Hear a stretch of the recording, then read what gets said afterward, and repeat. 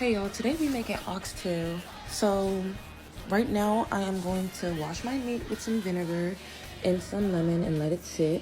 Right now I'm cutting up my onions, my scotch bonnet, and my bell peppers. I used this Maggi vegetable cube seasoning thing. I swear by it. Y'all need to use that for all y'all vegetables. Now that the meat is clean, I'm gonna add some thyme, some adobo, some oxtail seasoning, of course, some chili powder, onion powder, garlic powder, Worcestershire sauce, and soy sauce with some brownish seasoning to get it dark. And don't forget some sugar. Now I'm gonna add the vegetables to it, mix it real good, and I'm gonna set it aside so it can marinate for at least an hour or two. To your pressure cooker, add oil and sugar and go ahead, turn it on to the well done, and brown both sides of the oxtail. I'm talking about brown it in the sugar till it looks like that. Yeah, and then add the vegetables up in it and let it sit. Let it, cook just a little bit. Get infused, add some bay leaves. We're gonna add our beef broth and then we're gonna put it to the meat setting, and then the timer, it should say well done. That's gonna be an hour. Next, we're gonna chop up our carrots, and yes, them the only carrots I had, so work with me. And then we're gonna chop up our onions for the cabbage and we're gonna cut them in half.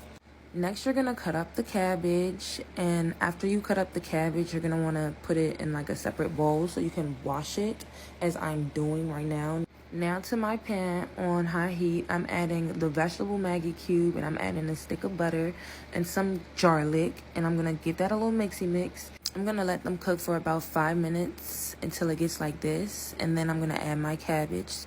I'm gonna let it sit for about 2-3 minutes while I go get the oxtail and release the pressure. After it goes down a little bit, I'm gonna put the top on top of it so that it can steam, and then I'm gonna add salt, onion powder, garlic powder, adobo, and chicken bouillon, just to give it that good taste.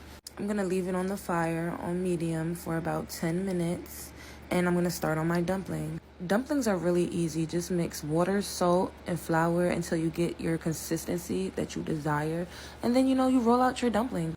I'm gonna cut the fire off because the cabbage is ready. Now I'm going to boil my dumplings in some of the oxtail sauce I took from the pressure cooker.